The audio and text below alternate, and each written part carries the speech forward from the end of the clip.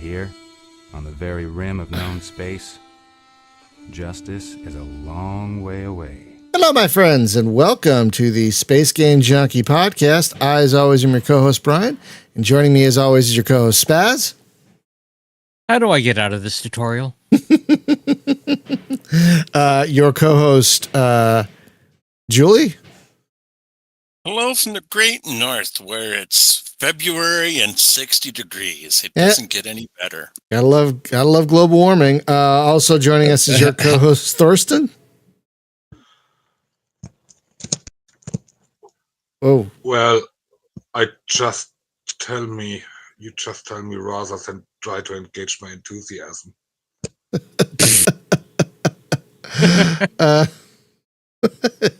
Your co-host, Jacob. Pointy end towards enemy. And your co-host, David. What the heck? It's a stratagem input code for the freaking rail cannon. Yeah. All right, so we know what he's been playing recently. What is that? What has he been playing? That is Helldivers 2. Oh, okay. Yeah. Right. And that is a line you will very often say because you want to call down an airstrike and there's a bunch of angry bugs trying to kill you. Regardless. Right. So it's funny you mentioned how do I get out of this tutorial, Spaz, because it made me think of how do you get back into a tutorial that you've already done. And remember Elite Dangerous? Like once you're done the tutorial, you can never do it again. Remember that? I thought that was fun.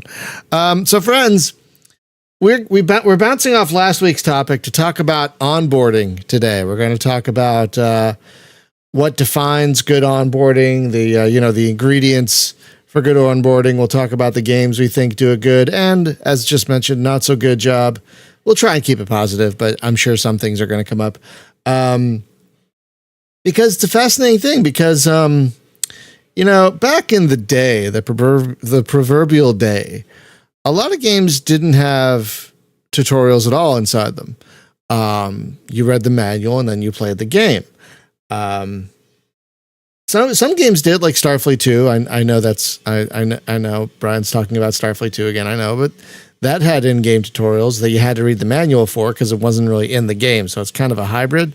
And then you had games like F-19 and Gunship where you had a training mode where you could do these missions over and over again, like pretty much invulnerable,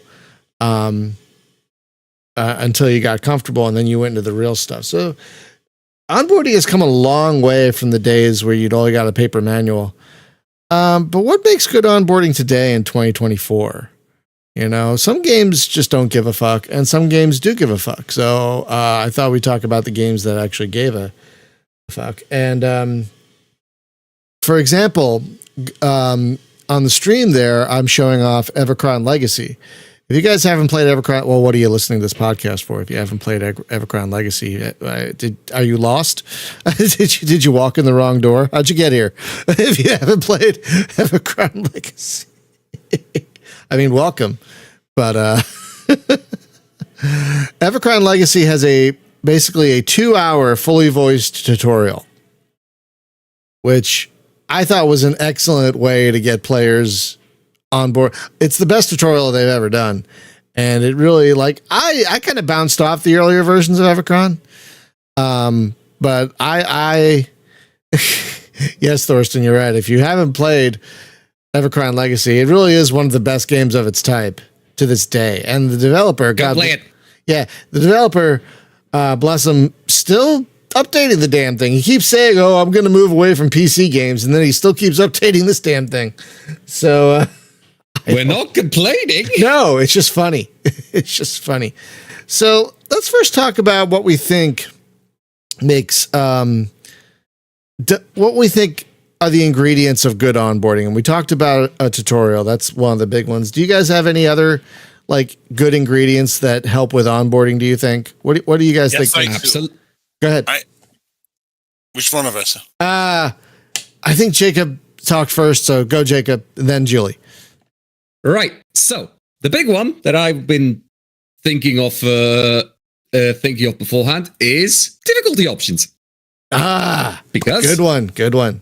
I am of the firm belief that it is possible to that difficulty options probably should exist in game and should be hop swappable, precisely because I use them primarily not as a way of determining like difficulty at the start, but to essentially get myself on board with the mechanics and then ramp up the difficulty as the game goes on and I get better and things get more interesting. Yeah, I agree with that. That's going back to. Go ahead. Sorry. Go ahead. But yes, there are a lot of ways you can do these right, and there are a lot of things you can kind of do them wrong. But the big thing you're looking for is if you swap from one difficulty to a higher one, you should not feel suddenly lost and like you're playing a different game. In my humble opinion, That's a very good point. because it is possible to screw that up, both by making things too hard and both by making things too easy, actually. There's a brilliant example of that I remembered that partially inspired me coming up with this. The first Dawn of War game. It's a very good real-time strategy, no complaints, but it has an easy mode, and compared to normal, the easy mode makes your units 8 times more effective than they are on normal. 8 compared to enemy units. Holy crap. Yes, as in it doubles the stats of your units and reduces the enemies to a quarter. So that how are you going to learn the game if it's too? That is exactly my problem, because what you can do in that mode is you take your standard unit, you right click the enemy base, and you win. Because even your like standard unit of guardsmen or like random schmuck soldiers can wipe out the most elite units in the game with little to no issue. You could outshoot dedicated ranged armies as a melee army. You could just go nuts. Like it is borderline a sandbox mode. It is borderline like creative mode from Minecraft, which is good for having fun. It's very bad for onboarding, especially since it was, and in my case, for example, like for a lot of people, it was the first real-time strategy they played. And if you're introducing them to the series, the game isn't easy, even on normal. The game is fairly tough. So you can't go to the people who are just getting in and go play on easy, because easy is just, it's not going to teach them anything besides the controls. Yeah, I got to give you, well, Julie, we will get to you in a second, but I wanted to just talk about this for a second. I really do appreciate when a game has multiple difficulty modes and yet still feels like a challenge, even if I'm playing on baby mode. I mean, that's got to be a tough balancing act to pull off. You know what I mean? So I got to say, I do appreciate multiple difficulty modes. I think my favorite implementation of this sort of thing is probably again, I'm going to bring these up, the old Microprose games, because you can change those per mission, which I love. I love that you can I'm feeling that these missions aren't challenging. I'm going to up this one thing one notch and see if it's challenging. Oh, that wasn't challenging either. I'm going to up this one thing another notch. I love the granularity of the options there. You know what I mean? So I agree with you. Difficulty options are a big part. Very nice. Julie, did you want to say anything else, Jacob, or should we move on to Julie? That about covers it. Okay. Though I can bring up Dawn of War later as an example of tutorials. Bad ones. Yeah, okay. Good ones, which we'll get to. All right. Julie, what were you going to say? Okay, a few simple things. And one, now Subnautica is not that terribly difficult a game, but if you've ever played the game, it's one of these things where it's easy to starve to death in the game, and so you can turn that off. But the thing I like that I've seen in several games is like, okay, you might get stuck, and right here on the loading screen is join our Discord, and that's really important to me, because without the help channel for join our Discord and people that I know play it, X4 Foundations would have been hopelessly lost. So basically, so you're saying basically easy community access to get help, basically. Yes, absolutely. Some way that not only I don't have to go out and search and find for it. I want to know, here it is, right there in Nice. my face. That's a good one. That's a good one. I like that. I like that a lot. And the other example I have is, and X4 Foundations has even put it, they made it kind of part of the game, part of the, well, not really lore of the game, but when you first log on to X4 Foundations, there's this little guy off to the left that says, hey, you know, before you go anywhere else, you want to go to flight school so you can really learn how to fly this thing? Yeah. And I really like that because it's kind of built into the game. And there are some games that are difficult that say, well, you know, I'm going to need a lot of help, but I like it when it's available for me, and also when I can like that, I can go back to it if I want, because I'll play X4 Foundations like I did last time and say, okay, I've destroyed the humans, my work is done here, but then I won't play it again for several years. And when you don't play a game for a long time, it's kind of tough to get back to it. You got to relearn it. And I said, okay, time to go back to flight school. I have no memory of this place. That classic meme. Absolutely. It ain't like riding a bike. It mostly isn't.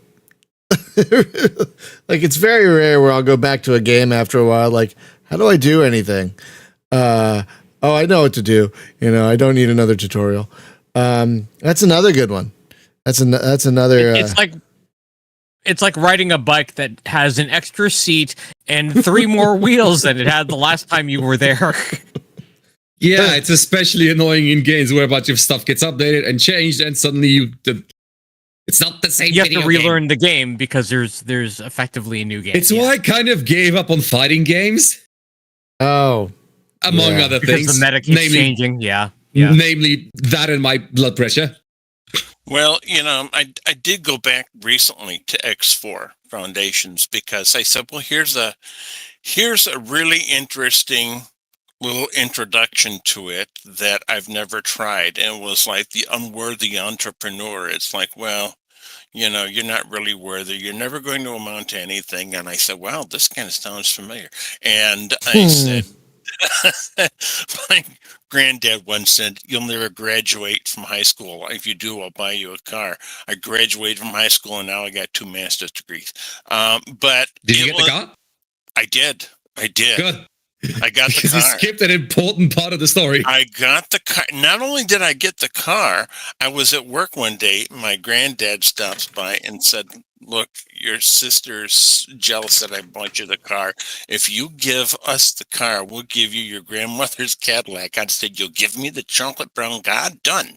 But yeah, the thing is, I played that game, and I said, this is why that one little go back to school is important. I said, oh my God, I can't figure out how to land this ship. So I was just banging into this walls of the hangar till I destroyed the ship.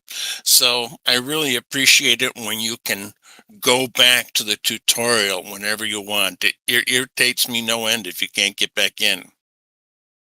yeah. Yeah. Like I said earlier, I don't know if they've changed it since I played it last, but with Elite Dangerous, there were like a few tutorial scenarios. And then if I recall correctly, once you did them, you can never go back to them. Like, that's it. Same with Warframe. With Warframe, you can never redo the tutorial. Oh boy. Like, I've asked about that because I'm like, I played a little bit. I'm like, I don't know, this is for me. Then it gets like 1,000 updates. I'm like, oh, maybe I'll try again. Is there any way to restart or do the tutorial? They're like, no. Like, can I reset my character? No. What do I do then? Thanks. That's great.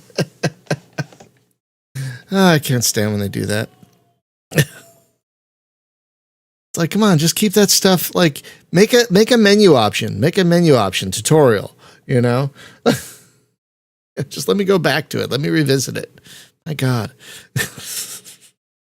There's a point to be made that with tutorialization, especially in games that update frequently and things get balanced and changed around, they have to go back and do the tutorial again too. And that at times is not as easy as, I mean, it's very easy to say, yeah, just put the tutorial there. But if you are making changes, especially balance changes to how things work, you can't necessarily do that unless you're also going to take the manpower and time to do the tutorial. Yeah. So it's really easy to say, but a lot of people don't realize how much back end work that takes if you're making a lot of balance changes. Right. But like, I wouldn't mind just like even a basic refresh. Like, here are the basic controls. Here's what a basic mission entails. You know, that stuff doesn't really change much, right? So, I don't know. Usually not. Yeah. I don't know. It just, But I get why you want it, and I sort of agree. It's also a consideration from the developer side. How much is this going to be helpful if the people we intend to play, intend to have as our audience are people who are already going to, with a games as a service thing, they're always going to be playing anyway. So they don't necessarily need re-onboarding, if that makes sense. Yeah, it does. It does. It just that kind of thing bugs me. I'm probably the only one. But I'm not a known fan of Warframe anyway, for example, so it's probably fine. So those are some great ingredients to good onboarding. Let's not forget the manual. A lot of games, now they come with PDF manuals, obviously. But I always appreciate when a game includes a manual, you know? Always, especially in this day and age, because, you know, not everyone has the time or energy or talent to write one. You know what I mean? So I always appreciate when a game comes with a good manual. Like, I don't know if you guys, what's that, Shadow Empire? What is it? That Shadow Empire game, right? That's the one I'm thinking of. Like a 400-page manual. Yeah, Shadow Empire. That game is complex as all get out, but it's got a really lovely manual. Even with that manual, I still bounce off it. That's a great manual. So, I still buy old games just for the access to the manuals, honestly. I love manuals. Love a good manual. I do kind of miss strategy guides, though. Like, you don't really see those anymore. I guess wikis have taken their place for the most part, right? Well, yeah. I mean, we talked about that last time. Yeah. The reason why they don't exist, at least in print, as much, is because oftentimes they will be made obsolete within months of being released. So it doesn't make sense to print a strategy guide for a game that is still getting updates. Yeah. That is true. And I love wikis, don't get me wrong. Wikis are great. And a lot of times they take a lot of work. So I appreciate a good wiki. But yeah, I do kind of miss the good old strategy guide. You know? But that's probably because I'm old. Yeah, I mean, they are a time of a bygone era because, well, that's true. We have the internet now. I know.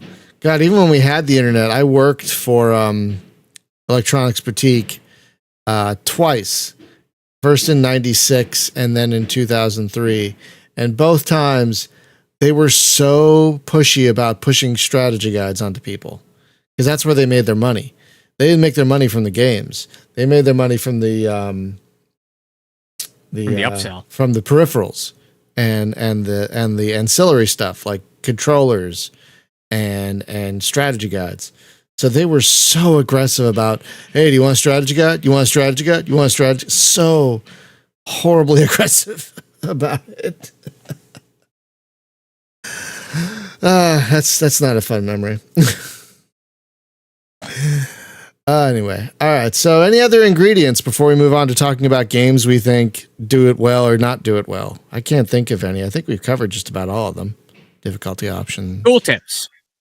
Yeah, Of course. Was to mention that, yeah. We course, talked about to bring this back to the previous episode. Yes, tooltips. That's right. Yeah, and of course. Sorry. it's just it's a thing that we have to mention just because we mentioned it last time, but we should mention it again. Tooltips are they're not the only way, but they are definitely a good way to have that information available. They're great for when it's needed. They're great. They're brilliant. Use them all the time, please, developers. If there is a conceivable manner in which you could shove a tooltip into your games, do it always, all the time. Didn't someone after last week's show, though, say that people have regret being like, I don't know if this is games, but like people want tooltips taken out of things because they're bad for accessibility? Did they? It wasn't about games. I saw it. But it wasn't about games. It was about something else. I don't remember exactly what, though. But I think if I remember it correctly, it was about software applications in general. Yeah, but I'm not sure about that. I don't either. Like, I love a good tooltip in Word or Excel. Or like Photoshop. I don't know. I would love a good tooltip and everything. So I don't get that. But if we're sticking to games, please, developers, have all the tooltips. We love a good tooltip. But mobile games don't really have tooltips, though, do they? No, they kind of can't. You don't have a hover over. Yeah, you really can't. That's kind of a shame, I guess. Unless you're a weirdo like me who has a Galaxy Note, there is no way to get a hover over on phones. Wait, do you mean like with the stylus? Yes, the stylus. The stylus does actually have a hover over because. Oh, really? It's extra fancy. I had a Note and I never used the stylus. I don't blame you. It's kind of a gimmick. I just think it's neat. It is neat, but I think I used it regularly for like 2 or 3 years. Great phone. Loved it. But the most I used it for is I occasionally tried fiddling with it to turn it into a drawing pad because it is actually designed by people from Wacom and the like. So it is a proper like pressure sensor drawing stylus that you could like go nuts with. You know what I used it more for than anything else? A remote trigger for the camera. It's like the only thing I really regularly used it for. I didn't know you could do that. I'm going to remember that for next time. You can do that. It's pretty neat. Regardless. Friends, you've wandered into Samsung Talk, the podcast within a podcast where we talk about our Samsung phones. I kid. If you're new here, welcome to the Tangent Junkie podcast. Get used to it. This is now your tutorial on tangents. Yeah, we there's no straight line in this show. Never has been, never will be. there's no straight line. Live and unscripted, and we're very adamant about that. Yeah, and we like a lot of different things. So that's what happens. But yeah, I guess on mobile games like with touchscreens, you can't really have tooltips, or like even the games with physical controls like a DS or something, you can't really have tooltips either. That's only computer games, I guess we're talking about. Anyway, so yeah, those are all good ingredients. So I guess what I want to move on now is I've mentioned Evercron, but I'd like to, if you guys can think of any games we can recommend or talk about that have really good onboarding. And I mentioned Evercron, but I also wanted to mention, oh God, I just blanked on it.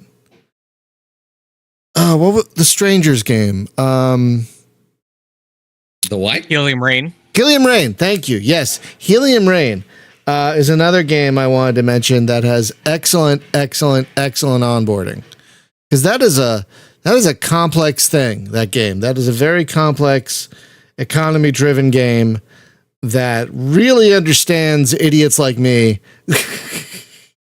and really understands that we need a bit of hand holding to really grok things. And I did. He did a great job with the onboarding of Helium Rain. And friends, again, if you haven't played Helium Rain, it is free. at this point. I think you can get it on Steam or GOG at this point. It is completely free and it is excellent. And it is also a good example of a really good onboarding process. Really, really, really good. Did you guys have any nominees for excellent onboarding? Certainly I got one. A little. You go first. So there's this little thing little game you may have heard about. Everyone, it's pretty niche. Free Space 2. Oh God, good one. Yes.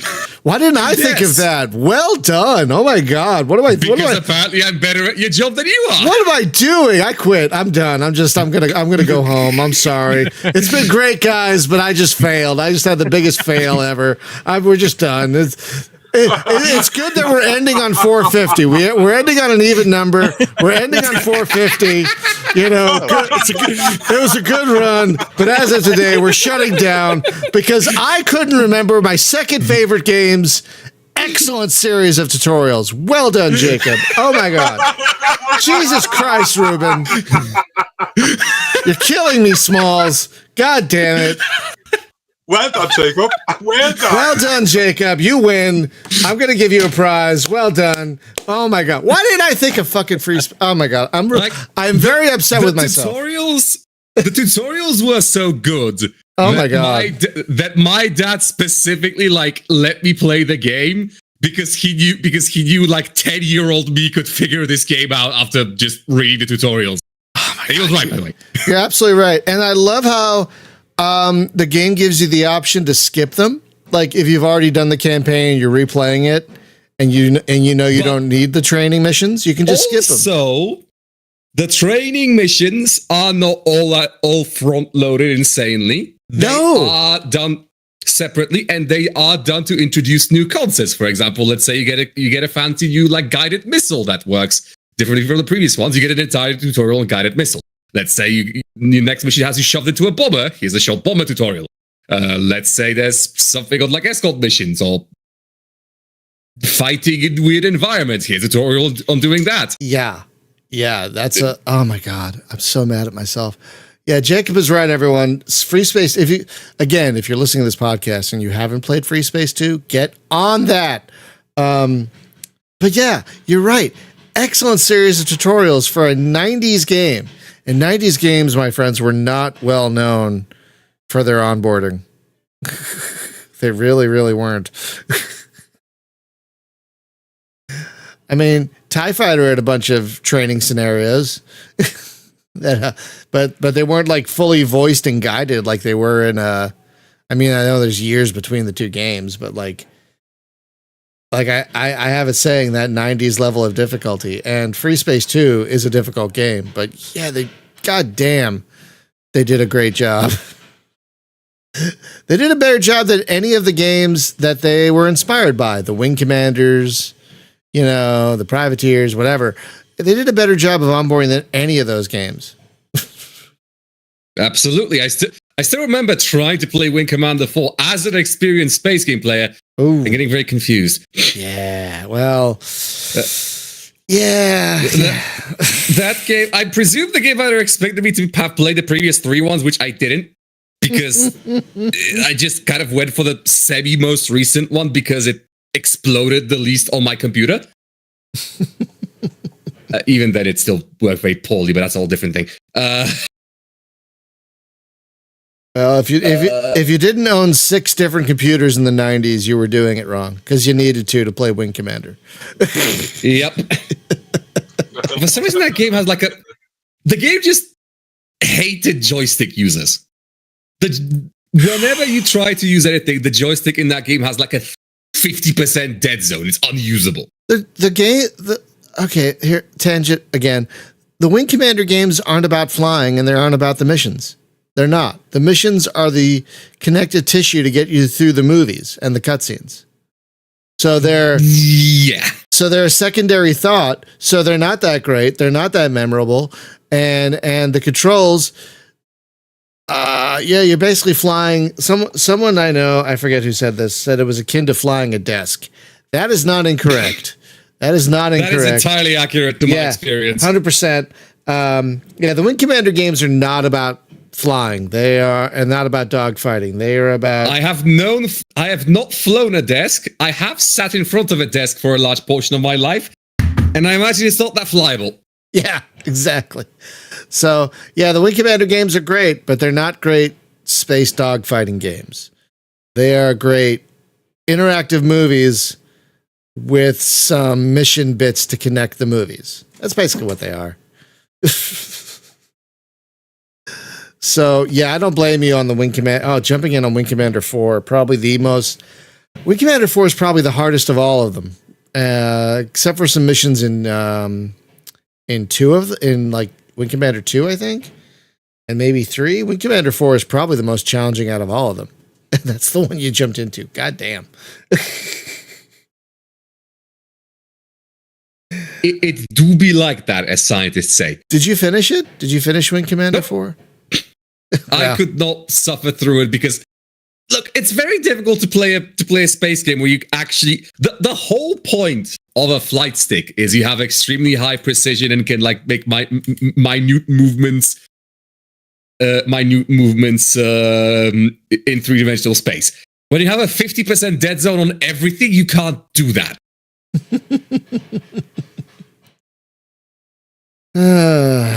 And people keep giving Chris Roberts money.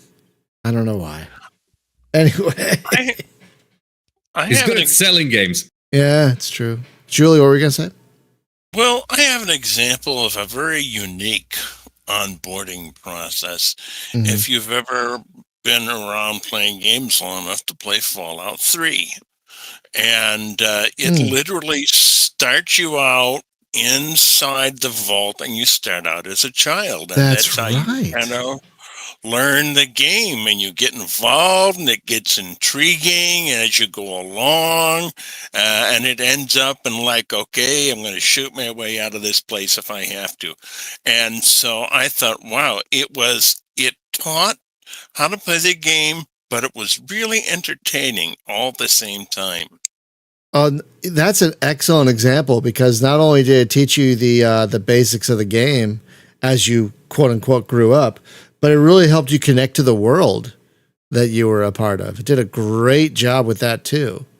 That's an excellent example. That's the world building. Yeah, that's an excellent example of really good onboarding. Wow. Yeah, nice one.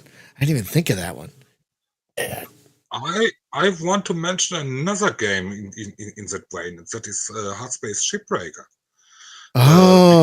It throws you into the game directly, and the tutorials are basically made like you are new on a job, and given how complex this game gets later on, it does a pretty good job in getting you into the game. No, that is true. That is true. It does not waste your time getting you into the game. That is true. And that is nice, because that game just layers on complexity after complexity after complexity. But it does it it never felt unfair. It does it in a really it really seems to care about connecting the player to what they're doing, which is nice. So that is a really good example. Hard Space Shipbreaker. That is a really, really good example. I can think of one that draws you in a slightly different way, because it is one of the more hilarious tutorials you can possibly find, and that would be Far Cry 3 Blood Dragon. Oh boy. That tutorial. Oh my. Okay. Oh, good one. That tutorial, if you've not played it, that tutorial, whether or not you've ever played a first-person shooter, you will still find it hilarious, because it is a very good tutorial, regardless of how experienced you are with the genre. God, if you want to jump. I'll have to replay it. It's been so long since I've played Blood Dragon. I don't remember the tutorial too well. I remember enjoying it, but I don't remember the nitty gritty of it. I will have to reinstall that, because it's been so long since I played that game. The game itself is great. Oh, but yeah, the- terrific. but the tutorial alone is it's an excellent selling point for just what kind of experience you were in for. So you get some world building right off the bat. And also the fact that it is very funny. So you can't be mad at it for giving you basic information because the character is mad about it. They're mad on your behalf that you're being told how to jump. it's a thing that an experienced player is going to know how to do, but it's also written in a way that if this is your first person shooter, you're going to be getting onboarding that is good. So it's still useful in that regard. That's finely crafted. Yeah. Yeah, I'm gonna have to revisit that game. It's been so long. I enjoyed the ever-loving hell out of it. So good. God, it's been at least a decade. When did it come out? Like a decade ago at least, right? Like so long ago. And it technically has a sequel. Well, not a game as a sequel, but the Netflix series. Wait, what? Oh, right, that Captain happened. Captain Laserhawk, which is technically set as an Ubisoft metaverse kind of deal, where you've got a whole bunch of characters from Ubisoft properties that are What? in this world. Yeah. Oh no, it's really good. What? It's What do really you mean good. It's really good. You just described the worst thing ever, and now you're saying it's really good. Okay. Yeah, I say it is because if you like Cyberpunk Edge Runners, it's in that kind of that same vein of just how over the top it is. Captain Oh, Laserhawk. I am not kidding. I did like Captain it. Laserhawk, a Blood Dragon remix is what it's called. I see it. Where can you see it? Is it? It's on Netflix. It's a Netflix exclusive. You'll have a hard time selling that premise to me. I'm sorry. I have to watch this now. I'm telling you, this series is really good for what it does, especially if you know Ubisoft games. An Ubisoft Isekai metaverse is good. Yes, it really is. I am not exaggerating. Oh my god. I'm gonna. I mean, the main character, Jacob, the main character's name is Dolph Laserhawk. I mean, how could you not love that? Dolph. They've got Laserhawk. they've got characters from multiple series, including Oh my god, Jay Ray. from Beyond Good and Evil. I guess I'll have to see it to believe it because again, Spaz, you've described the actual worst thing ever. And you expect Okay, No, Rayman, it worked. Rayman is in it. I'm not even kidding. Rayman. Yep. Rayman is in it. Yeah. Pagan Min shows up from Far Cry. Yeah, Pagan Min. Oh my god. so. There are other Ladies and characters I gentlemen, will not spoil. I'm serious. tutorials, Absolutely serious. Yeah, Onboarding. Yeah. Blood Dragon, please. Well, you know, let's- Tangent. it's related. It's related. It's somewhat related. yes, but like. God, I am definitely gonna have I to. fear, I fear you have just sold me this to me. Yeah. No, I'm telling you, it's good. I wouldn't Yeah. tell you it's good if I didn't think it was. I'm gonna Yeah, no. I'm gonna reinstall Blood Dragon. It's been so long that I'm gonna I reinstall trust you a lot, Spaz. But we have like there's an upper limit, Oh my god. and we're reaching trust but verify. It has to be seen to be believed, I think. it. That's. I mean, I'm glad you at least agree there because wow. and Yeah. at the same time, it doesn't feel like a commercial for Ubisoft products. Like again, it's an Ubisoft Isekai metaverse. You have genuinely described something that is like purpose built in a lab to cause me pain. It's like the freaking torture rats from 1984. It's like the room where there's like the personalized torture to you specifically, amalgamated from Big Brother's knowledge of you.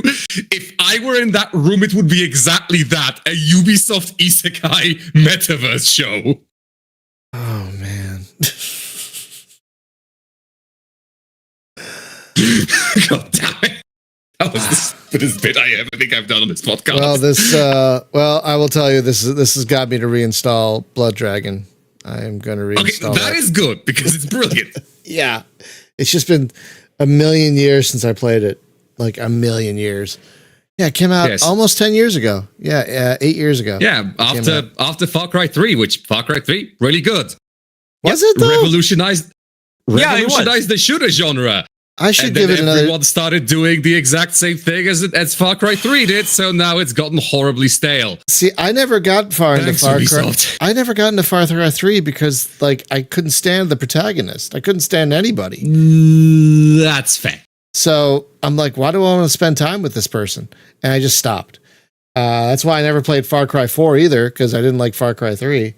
But I should go back because I liked 5 and 6 and New Dawn and whatnot. And I played 2. So I've got a gap in my Far Cries. Speaking of, Far Cry 6 also has really good onboarding. That's true. Boy. That's true. It does. It does a really good job. It has both really good onboarding and it has really good accessibility features. Oh yeah, like the marker for when there is a sound in the distance, and it gives you a general direction of where it is. God, that's handy. That is so handy. But yeah, doesn't like the tutorial take place on a separate island in Far Cry 6? Yes. Yeah, and when you move when you move off of Tutorial Island, then you get the very literal Tutorial Island. Yeah, and then once you move off of that, then you actually get the title card. Yay! Right. Yeah, I guess they assume because of Giancarlo Esposito that it might be people's first Far Cry.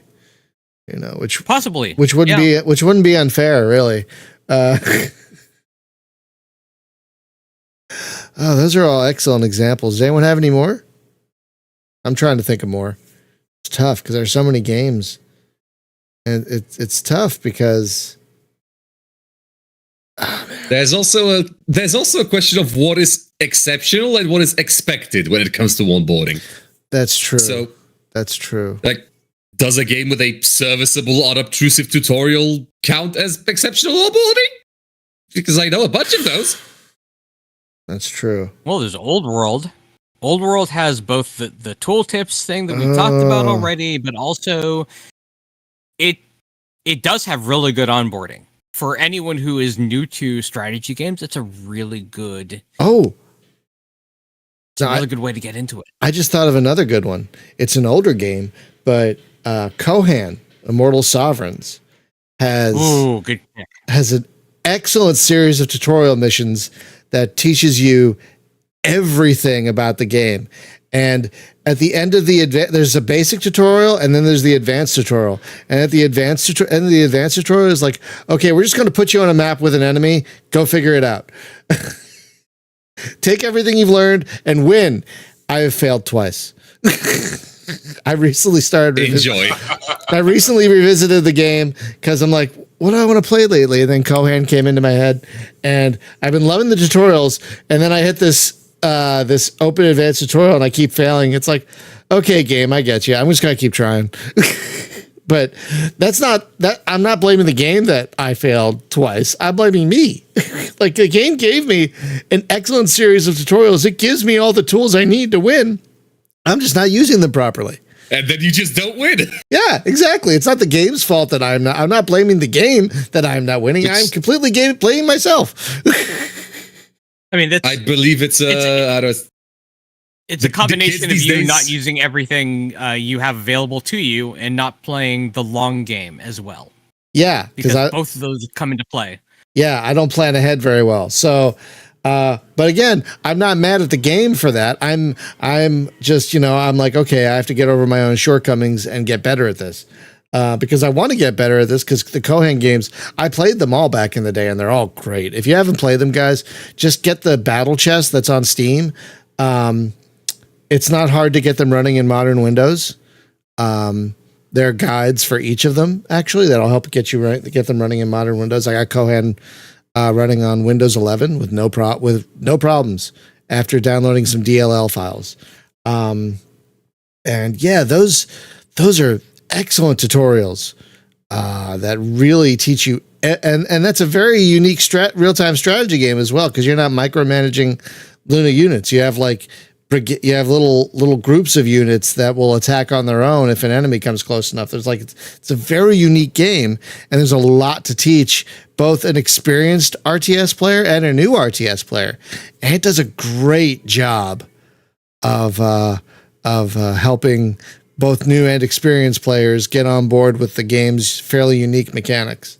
So that's another good strategy game I would recommend for good onboarding. And it's relatively cheap. I think the battle chest goes on sale for like $10 fairly regularly, and you get 3 games with that, and they're all great. They're all great. So yeah, if you guys are into strategy games and haven't played the Kohan games, excellent stuff. Just excellent stuff. But Old World is another great example of, because that game has 6 tutorial scenarios, 5 or 6 tutorial scenarios to take you through the basics of the game. It's a bunch. And then there's all the tool tips for when you need them. Tooltips stacked on top of tooltips, and you can you can do nested tooltips. Yeah, and then you can lock the tooltips to keep them visible if you want. Just, oh my God. So freaking good. Now, since we have a hard stop in a little bit, let's, what is it? Since I don't want to get too negative, but I do want to come up with examples of games where you were disappointed with the onboarding, just so we can have a compare and contrast type of thing. I've got the perfect example. Go for it. And the solution. EVE Online. Oh God! There's this famous cartoon, and it shows this learning curve, and it's called, and the learning curve is actually a cliff, and people are falling off the cliff. Yeah, and that's a classic XKCD comic right there. But I expected it to be difficult, and so I joined a group of serious players that were also dedicated to helping new people, and before you know it, I was doing industry in nullsec, so that was like, and in the long run, they're always going to run. Unless you do something to make the tutorial better, you're going to run out of people to bully in nullsec. But yes, that's my example of how not to do it and the solution on what to do about it. Right. Yeah, that game has. Yeah, I mean, there's community members that'll help you, but like the onboarding provided by the people who made the game, it's just not good at all. Not good at all. The difference here is, I think, now I can say there are some strategy games on my Steam that I've had a hard time with, and I expected it because it's not exactly a beginner game. But when I played an MMO and an early space game MMO, I kind of expected something to be a little easier to get started with, and it kind of wasn't. Oh, I have another similar example. Jumpgate. Jumpgate, as much as I love it, it's my favorite MMO of all time, does not have good onboarding. There are a few static screens like, hey, this is what a mission is. You should try the simulator. And that's really, I mean, it has a simulator, so you can fly around and not lose everything if you want to try practicing flying. But that game really kind of expects you from jump to have a certain level of experience with spaceflight games that if you don't, you're not going to have a good time going in. Which is a shame because it's a great game, but yeah, not for the new space gamer right there. Really, just oh God, I hate saying that because I love Jumpgate, but not a good tutorial, not a good onboarding experience at all. And something else I wanted to mention, and that's, there are sometimes there's games that are easy to learn how to play, like Final Fantasy 14. Mm-hmm. But when you get to a portion of the game, the upper level dungeons, they're very not easy and so, when we're playing our static group, the first question is, have you watched the video, the introduction to the dungeon? But the best thing about that community is, if you say I'm a first time player, Yes. nobody will bitch and complain at you. They'll help you out. Yeah, that I have to say that community has one of maybe the nicest communities I've ever experienced in any MMO, like ever. I haven't played a ton of them. I've played a decent amount of MMOs, but my God, I remember the first time going through many dungeons in Final Fantasy 14. I say, I haven't done this one before, and people are like, "Oh, okay, let us help you." Like, they're so nice. I was shocked by how nice they were. I was learning how to tank, and I started out by myself with a little go with the NPCs and then with my friends. And I said, okay, first time with a pickup group, we're probably going to die a lot. And here's why. I apologize. I'm trying to learn how to tank, and I've never tanked only in one game. So. Yeah, and it's weird with that particular game because, like, they introduce you to the concept of dungeons. Like they have a tutorial for like, oh, here's a dungeon. This is what you're going to need to do. You're going to need to learn this. Got to pay attention to these things. And that's it. It doesn't like have any kind of tutorialization for the individual dungeons, which all have their own unique mechanics. Well, if you don't know to look for it, and it's not obvious until somebody said, really? And there's this one mechanic in there that said, yeah, if you're learning a new class, there's something where you can kind of go to school and they'll teach you how to use your new class, because it's like you can have one character in that game in every different class. And there's like this individual little instance where they teach you your new class. And I said, wow, that was incredibly helpful. Yeah, that on the whole, I'd say that Final Fantasy 14 does a great job with onboarding. So that is a good one. Anyone else want to throw one in before we got to wrap up in like a few minutes? So anyone else got some final thoughts, final games they wanted to mention before we go? I don't want to mention any game. Any games that's bad, because the list is so long. That's fair. And David? Yeah. And Brian, you mentioned Warframe there before. I think that was probably something I was going to mention myself way before there. So, yeah. What is a bad as good? Yeah, as a bad example. I take a break for half a year and then return, and half the game has changed. Yeah, and they don't prepare you for it at all, and you can't revisit the tutorials or anything, and like, just like, and there's not even any kind of like, give me a training mission, give me like something, give me a practice mission, like something I could just practice in that doesn't affect anything, you know what I mean? To get like reused to things, just like throw together a random instance that just lets me practice shooting and whatnot, you know what I mean? But they don't even have that. So that's kind of a shame. But that's going to do it for today, folks. Next week, we're not sure. I have offered that slot to a guest, but I haven't heard back. So we might have a topic. It's kind of up in the air right now.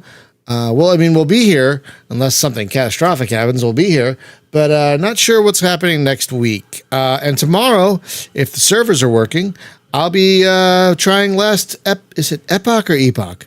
I don't even know. What do you guys think? Is it Epoch or Epoch? Which language are you speaking it in? Because English. Well, that's the problem. English is not. Which English? Philadelphia English. Southeastern Pennsylvania English. Probably Epoch then. Epoch. That's my guess. American. So that's what we're going to be playing tomorrow. So thanks for hanging out, everyone. It was a great chat. Sorry, I did see you. I see you in there, Jose. Sorry about that. Kind of busy with the chat, with the conversation. Didn't really I didn't have too much time to look at the chat. I apologize. But it was good to see you, everyone. Jose, Wraith, good to see y'all. Thank you for hanging out, everyone. And with that, please, everyone, before we go, just get vaccinated. I can't believe I have to keep saying this, but please get vaccinated if you haven't already. My God, wear your mask, get your shots. Thank you, as always, to our patrons that keep the lights on around here and help pay for things like Restream, which I use every day. And with that, we'll see you back here hopefully tomorrow with some Last Epoch if it works. Have a great one, y'all. Bye-bye.